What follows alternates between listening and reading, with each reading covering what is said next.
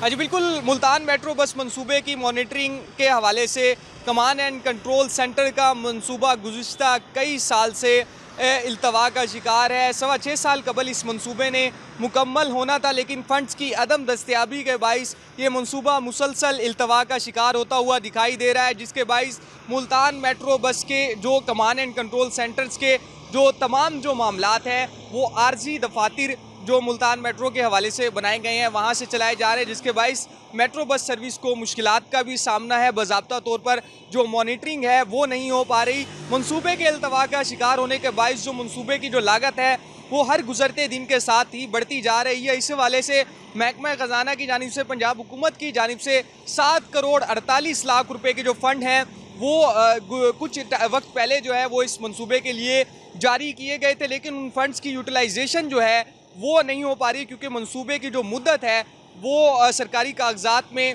जो तकमील की मुद्दत रखी गई थी उसके बाद मंसूबे में एक्सटेंशन की गई है, तो अभी तक जो मुद्दत है उसे नहीं बढ़ाया गया है, जिसके बायस महकमा ख़जाना पंजाब की जानिब से जो फंड्स हैं metro command and control centres के मंसूबे की तकमील के हवाले से वो जारी नहीं किए गए हैं। इस हवाले से हमारी तर्जमान